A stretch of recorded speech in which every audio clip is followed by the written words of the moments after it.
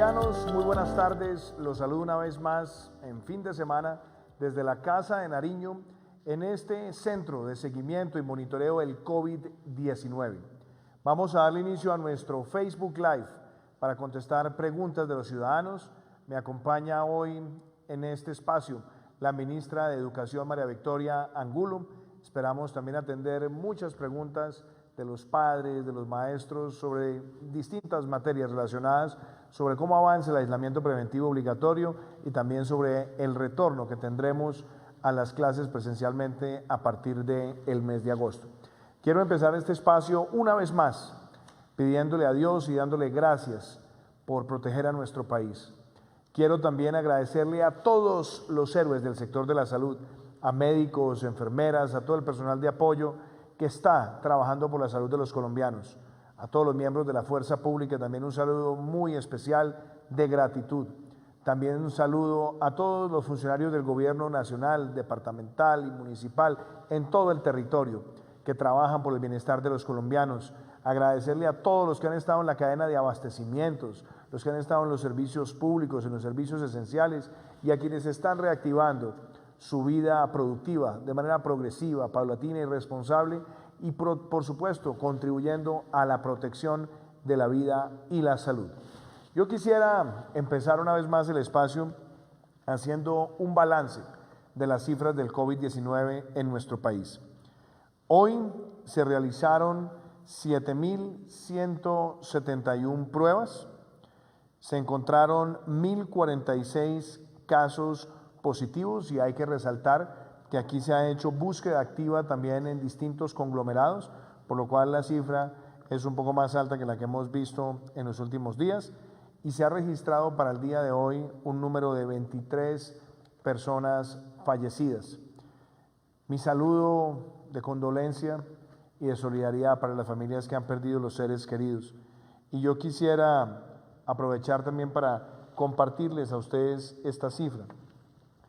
Cuando nosotros miramos el balance, por ejemplo, el día de hoy, de las 23 personas fallecidas, nosotros encontramos que mayores de 70 años son 13 personas, mayores de 60 años, es decir, entre 60 y 70 son 4, lo que nos muestra que mayores de 60 años tenemos cerca de un 73% de las personas fallecidas en el día de hoy, mayores de 70, 56%. Por eso es tanto la insistencia en fortalecer los mecanismos de protección y el aislamiento preventivo de las personas frente a las cuales este virus es cada vez más letal. En la medida en que nosotros los protejamos, estamos reduciendo también el número de muertes en nuestro país, salvando vidas y por supuesto también estamos evitando que se genere una especie de exacerbación de las capacidades en el sistema de salud para atender a las personas en condición crítica. Sobre ese tema iré más adelante, seguramente ante preguntas que ustedes nos hagan, pero quiero aprovechar esas cifras de hoy, esos números de hoy, esas vidas de hoy, para que nosotros hagamos esa profunda reflexión como país. En total, hasta la fecha se han realizado en nuestro país 243.119 pruebas, de los cuales 222.942 han sido descartados. Tenemos casos positivos en el país, en total 20.177, de los cuales el 89.52%, que equivale a 18.063, están siendo atendidos en sus casas. Hospitalizados, tenemos 1.193 personas, de los que equivalen al 5.91% de todos los casos que han registrado positivos en nuestro país. En unidades de cuidado intensivo tenemos 185 personas, lo que equivale al 0.92% del total de los casos positivos.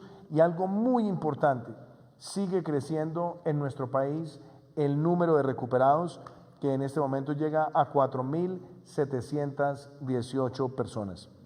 A nivel mundial, iré rápidamente con las cifras, tenemos 5.175.476 casos, recuperados 2.087.336 y en todo el mundo se han registrado 338.000 039 fallecimientos. Siempre es bueno hacer esta actualización de la información y vamos a darle entonces inicio a las preguntas de los ciudadanos sobre distintas materias. Veo que aquí ya van creciendo rápidamente las preguntas y vea, ministra María Victoria, su presencia ya empezó a jalar acá muchas preguntas sobre el tema educativo. Voy a empezar con Ana Isabel. Ana Isabel nos pregunta, presidente, ¿nuestros hijos podrán volver al colegio y universidades a partir de agosto? Creo que esa es una pregunta muy importante, ministra, y sin duda yo creo que la respuesta para Ana Isabel es que sí.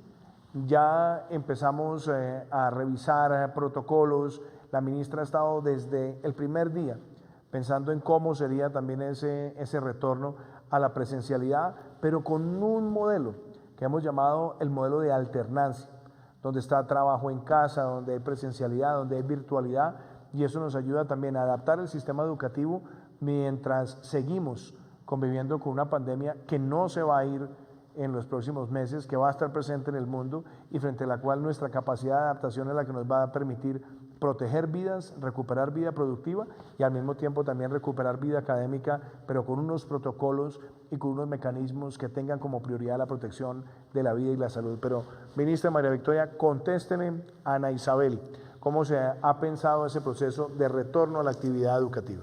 Gracias, presidente. Un saludo a Ana Isabel y seguramente a muchos padres que están conectados en este momento. Como lo mencionó el señor presidente, nos estamos preparando. Estamos trabajando en equipo con las secretarias de educación, los rectores de universidad, porque tenemos que recuperar la presencialidad con responsabilidad. Y bajo un modelo de alternancia que, como el señor presidente se lo explicaba, es una combinación que depende del tamaño de los cursos, de los grados, del tamaño de las instalaciones y que al final lo que traduce es cuidar, tener un equilibrio en salud y poder avanzar académicamente.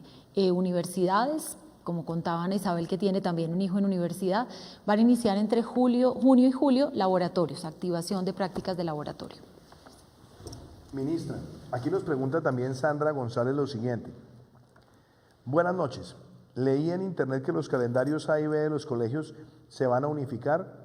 ¿Es eso cierto? No, la respuesta es no, no es cierto, no es que se vayan a unificar. Justamente se ha pensado también en esa recuperación de vida académica, pero entendiendo las particularidades de cada calendario y por eso nosotros lo que hemos dicho con mucha claridad también es que empezamos este proceso a partir de julio, pero tendremos a los dos calendarios activamente en el mes de agosto. Pero precisémoslo, ministra María Victoria. Sí, a Sandra. Nosotros mantenemos calendario A y calendario B. Y las claridades que dábamos para calendario B es que justamente finalizando mayo, comenzando junio, están terminando año escolar, luego tendrán su receso y cuando el colegio tiene definido el ingreso, que puede ser finales de agosto o septiembre, como es el tránsito de calendario B, regresarán, al igual que trabajaremos con todo el sistema educativo, con alternancia. En suma, se mantienen los dos calendarios y el mensaje que estamos dando es elaborar los protocolos, cuidarnos y trabajar bajo este modelo de alternancia. Y aquí tenemos una pregunta que nos la hace Mateo. Presidente, mis papás de 75 y 80 años hace más de 2 meses están en aislamiento obligatorio. Les falta salir, se sienten discriminados. Mateo, yo quiero aprovechar esta pregunta para hacer una reflexión. Yo creo que esa es la decisión quizás más dura que he debido asumir como presidente de la República y la tomamos no solamente con un grupo de expertos, sino también mirando toda la experiencia internacional sobre el comportamiento del COVID-19. Yo quiero hacer un especial énfasis. Hay 2 sectores de la población frente a los cuales los epidemiólogos hacían recomendaciones muy puntuales hace 2 meses. Por un lado, proteger a los mayores de 70 años, porque lo que se miraba para ese momento es que en ese grupo poblacional estaba la más grande consolidación de muertes en los países que habían sido severamente afectados por el COVID-19. Y entonces hicimos una valoración de medidas que se estaban tomando en otros países y veíamos que en aquellos países donde se había hecho un aislamiento también especializado, focalizado, los mayores de 70 años, estaba reduciéndose la mortalidad o por lo menos tenía un comportamiento distinto. Por eso nosotros, antes de decretar el aislamiento preventivo obligatorio para toda la nación, empezamos también con el sector poblacional de mayores de 70 años. Pero adicionalmente tomamos otra decisión y eso lo miramos con los expertos, con la ministra María Victoria, y era que no tuviéramos activados los colegios y las universidades por un tiempo prolongado y tuviéramos también a los jóvenes y niños en las casas, de alguna manera en aislamiento preventivo, para que no fueran un vector de propagación. Cuando nosotros vemos hoy el desempeño de Colombia, el número de muertes por millón de habitantes, el número de personas en unidades de cuidado intensivo frente al total de unidades de cuidado intensivo, pues muestran un comportamiento en nuestro país quizás mejor que el de muchos países. Y esto no es una competencia, pero sí nos sirve a nosotros para entender que se han hecho cosas que nos permiten hoy tener por lo menos más del 90% de las UCIs dedicadas para el COVID-19 aún sin ser utilizadas. ¿Por qué? Porque hemos protegido a aquellos sectores que en otros países son los que cuando se ven agredidos severamente por la enfermedad terminan también generando una exacerbación de las capacidades del sistema de salud. Entonces, al proteger al grupo, los mayores de 70 años, lo que pretendíamos es reducir muertes y proteger también las capacidades del sistema de salud para atender a toda la población. Ahora, ¿qué quiero precisar en esto, Mateo? Cuando miramos las estadísticas a la fecha, nosotros nos damos cuenta que el 49% de las personas que han fallecido en Colombia con COVID o por COVID-19, estamos hablando de personas mayores de 70 años. Cuando agregamos personas de más de 60 años, nos lleva a casi una cifra superior al 70%. Entonces, la reflexión es clara, mayores de 70 años debemos protegerlos. Y hemos dicho que hasta el 30 de junio queremos extender también el aislamiento preventivo, pero justamente con el Ministerio de Salud estamos trabajando en unos protocolos para permitirles a los mayores de 70 años a partir del 1 de junio un poco más de libertad y por supuesto que también por salud mental tengan ese espacio de estar un tiempo también en exteriores. Pero quiero además resaltarlo con todos los protocolos, porque todos debemos hacer el esfuerzo por protegerlos.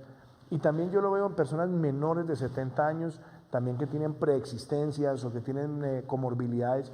Es muy importante también la protección de esas personas. Y así como tú lo sientes, Mateo, yo también puedo sentirlo con mis familiares, inclusive con mi propia madre, que me pregunta esto todos los días. Y yo creo que al hacer pedagogía y mostrar, primero que no los estamos discriminando, sino que los estamos protegiendo de una manera que sabemos les genera incomodidad, inquietud, ansiedad, pero todos los geriatras con los que hemos estado trabajando, las personas que han seguido el comportamiento del COVID-19 con muchísimo rigor, han entendido la importancia de esa medida y yo lo que quiero transmitirle a todos los mayores de 70 años, lo que tenemos es aprecio, valoración, reconocimiento por lo que representan para nuestro país, pero no queremos verlos en riesgo de morir por cuenta de esta pandemia y por eso sabemos que esta medida, aunque es incómoda, es necesaria pensando en la salud y en la vida. Aquí nos pregunta José Raúl, presidente, ¿cómo va la capacidad de UCIs en el país? Este tema debe ser prioritario. Sí, José Raúl, en efecto lo es y nosotros debemos tener para el día de hoy cerca de 185 personas en unidades de cuidado intensivo. Colombia en este momento en total tiene más de 5.500 unidades de cuidado intensivo y de las cuales un poco más del 50% está hoy disponible. Eso quiere decir que de un total aproximado de entre 2.600, 2.800 UCIs que podemos tener en este momento liberadas para COVID-19, tenemos apenas 185 utilizadas. Si lo miramos en el factor de estadística total de COVID-19 en el país de contagios, es menos del 1% las personas que están positivas y que están en unidades de cuidado intensivo. Y de otro lado, cuando miramos el total de unidades de cuidado intensivo disponible para COVID frente a las que están siendo utilizadas, pues vemos que más del 90% están todavía libres para atender pacientes. Creo que eso muestra también que se han tomado medidas para ir habilitando capacidades existentes, pero también por otro lado se ha ido haciendo una reconversión de unidades de cuidado intermedio para que sean unidades de cuidado intensivo y también, como lo hemos visto en los últimos días, han empezado a llegar a nuestro país ventiladores para que sigamos también ampliando esa capacidad. Nos pregunta Elizabeth Cristina Castro Villegas, ¿cómo podremos los padres estar seguros que los protocolos de bioseguridad se cumplirán en los colegios? Es una muy buena pregunta, ministra. ¿Por qué no le contestamos a doña Elizabeth? Bueno, nuevamente un saludo, buenas noches a Elizabeth y a todos los padres que nos están acompañando. Yo creo que aquí el trabajo es conjunto, presidente. Primero, lo estamos liderando con las secretarías de educación y los gobernantes locales. Segundo, la relación de ellos con cada uno de los rectores. Contarle a Elizabeth que el protocolo pasa por temas de higiene, también pasa por temas de distanciamiento social, por temas de organización para evitar que haya justamente congestión o aglomeración, y también académicos, porque es lograr combinar el trabajo presencial con un trabajo en casa. Decirle a ella que hacemos equipo y que así como ella nos pregunta, vemos en ella un gran liderazgo de asumir lo que esto implica en el proceso educativo, así que necesitamos de todos mucha información de la familia para saber también el estado de salud de los familiares, si está algún adulto mayor con ellos en casa, para tener toda una información que nos permita cuidar y acompañar lo mejor posible al niño y al joven. Ya en el caso de educación superior, que sería la pregunta a universidades, ellas vienen también trabajando un detallado protocolo. Gracias, ministra. Aquí nos hace una pregunta también importante Andrés Orjuela. Hola, presidente, quiero saber cuántas pruebas se han hecho y si hemos mejorado. Pues como les decía ahora, empezando el espacio, tenemos en este momento realizados en el país 243.119 pruebas.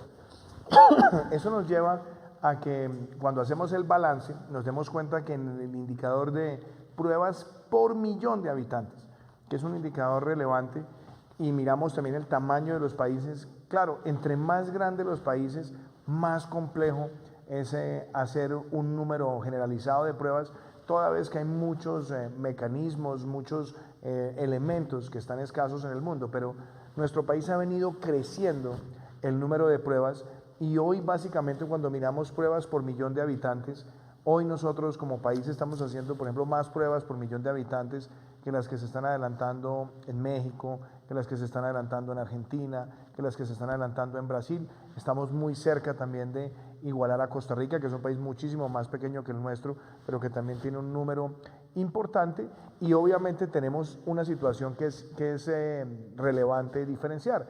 Nosotros hemos concentrado en el balance de estas pruebas para el indicador oficial las pruebas PCR o pruebas moleculares, que son las pruebas de mayor precisión. Otros países están incluyendo, por ejemplo, las serológicas dentro del balance, y por supuesto en algunos lugares podemos ver que las serológicas representan un factor dominante sobre el número de pruebas, pero las pruebas PCR, las pruebas moleculares, son las que traen mayor certeza.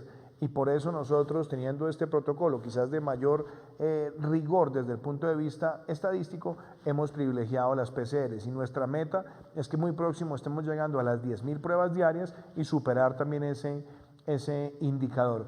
Y debo resaltar que en Colombia también, donde hemos encontrado conglomerados en Leticia, hemos encontrado conglomerados en algunos lugares, por ejemplo en Bogotá, hemos encontrado conglomerados en algunos municipios de Antioquia, hemos encontrado conglomerados en algunos proyectos, en algunos lugares específicos. También lo que ha llevado a que aumente el número de casos es lo que se llama la búsqueda activa, que es hacer trazabilidad entre el caso que se encontró positivo y buscando cuáles han sido las líneas de contacto. Pero yo creo que frente a la pregunta, la idea es seguir aumentando las pruebas por millón de habitantes, y que nosotros, bajo este instrumento, no solamente hagamos detección, sino que hagamos también trazabilidad y seguimiento.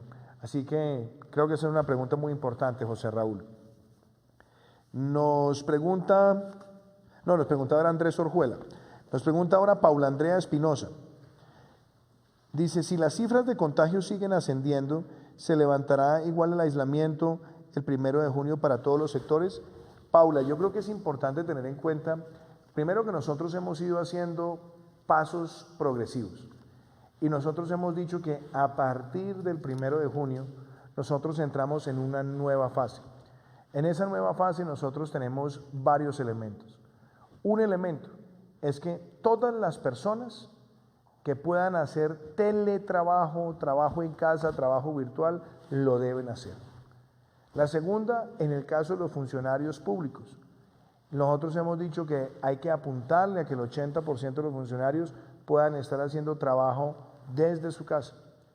Hemos dicho también con mucha claridad, mayores de 70 años deben permanecer en la casa hasta el 30 de junio. Obviamente vamos a habilitar unos espacios para que tengan, digámoslo, un poco más de libertad por su salud mental también. En el caso de los jóvenes y los niños, estarán por fuera de los colegios y estarán por fuera de las universidades hasta el mes de agosto. Por edades, algunos ya pueden salir 3 veces a la semana por media hora. También se tomará una decisión muy clara de espacios de libertad para los menores de 5 años. Y esto también permite recuperar un poco de libertad, pero con esa restricción. Y tenemos unos sectores que van a ir empezando nuevamente actividades, pero con una gradualidad que estará determinada por los protocolos de los gobernantes locales también en nuestro país, en total coordinación con el gobierno nacional. Entonces, no es que el 1 de junio tengamos una libertad total.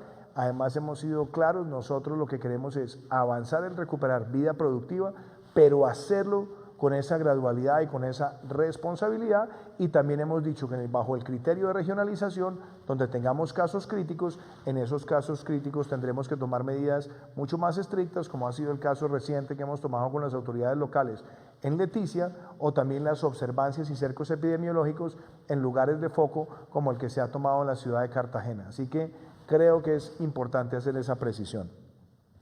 Nos pregunta Alejandra Ramírez.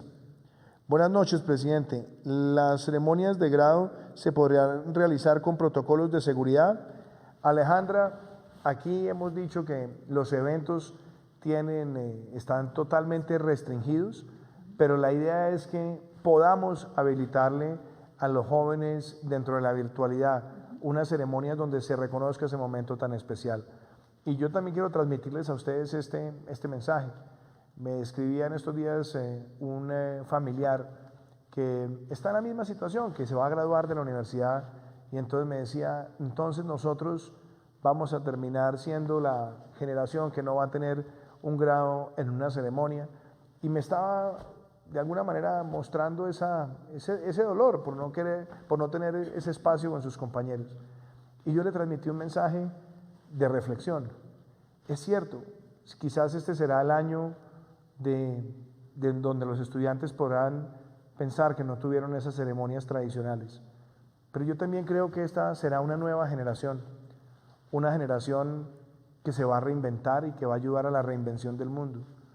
Una generación que le ha tocado vivir una pandemia, pero quizás va a ser la generación que hará las más grandes reflexiones sociales profundas que hayamos tenido, y que a partir de esas reflexiones también construya un nuevo futuro. Será también la generación que en medio de una situación tan difícil también se ha encontrado con la familia. Será la generación también que se ha encontrado en un gran llamado a la solidaridad y a la conciencia colectiva.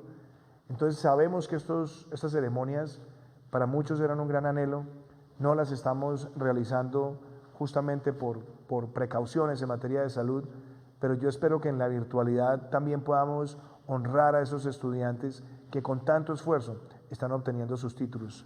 Ministro, ¿usted qué quisiera agregar sobre esa pregunta tan importante? No, presidente, pues en el mismo sentido decirle a Alejandra que hay muchas formas de expresar admiración, conectar sentimientos y corazones en una ceremonia de graduación.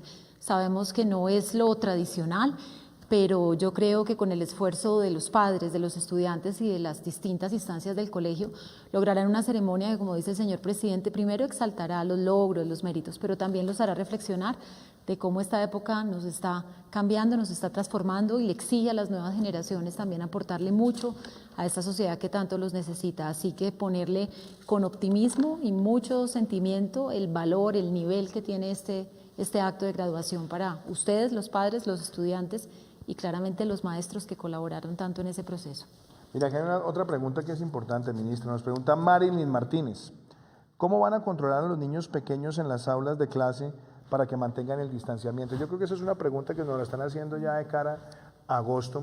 Cuando tengamos el modelo de alternancia tendremos unos días de virtualidad, unos días de trabajo en casa y otros días de presencialidad, pero también los protocolos dentro de las aulas, ¿cómo serán? Sí, señor. Bueno, Marilyn, presidente. Sí, nos pregunta Marilyn Martínez. Bueno, un saludo, Marilyn. Esta es una gran pregunta para todos, porque obviamente los más pequeños son a quienes les nacen permanentemente el contacto, el abrazo, el juego, la lúdica, la expresión. Y creo que ahí vamos a tener todos que sumar esfuerzos. Nosotros estamos desde el Ministerio acompañando a las secretarías para generar información con gráficos, dibujos, tiras cómicas donde podamos mostrar el otro lado del cuidado.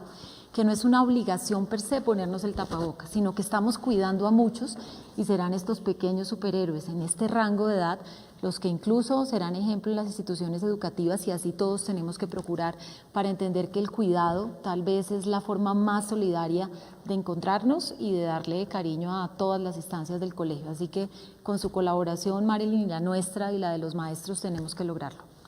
Aquí nos pregunta Daniela López: señor presidente, ¿cuándo serán los días sin IVA?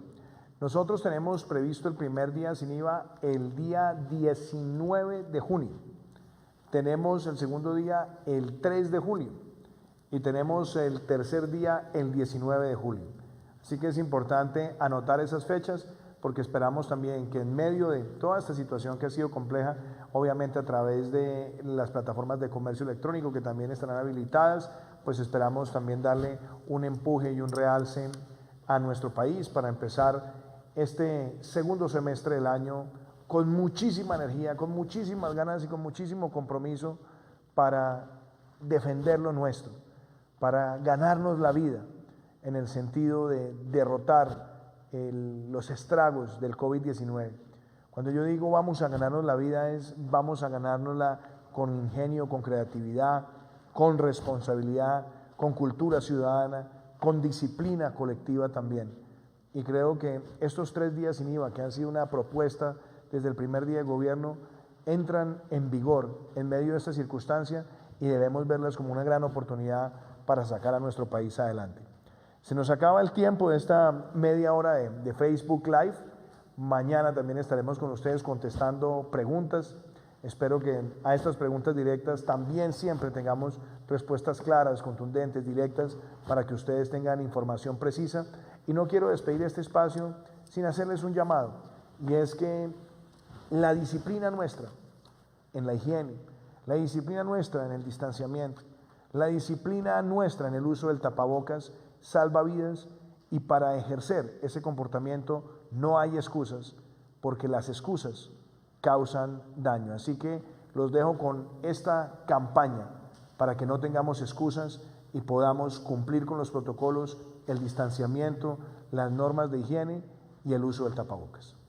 Ana, 45 años, modista, en una empresa textil, positivo para COVID, pero aún no lo sabe. Usa tapabocas debajo de la nariz. Ana estornuda sobre la cafetera y contagia a su jefe y a Pablo, Marina, Rosa, Luis y a 300 empleados más. La empresa cierra y todos quedan sin trabajo.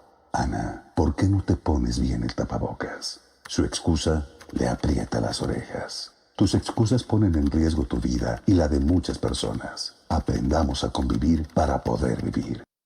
El futuro es de todos. Gobierno de Colombia.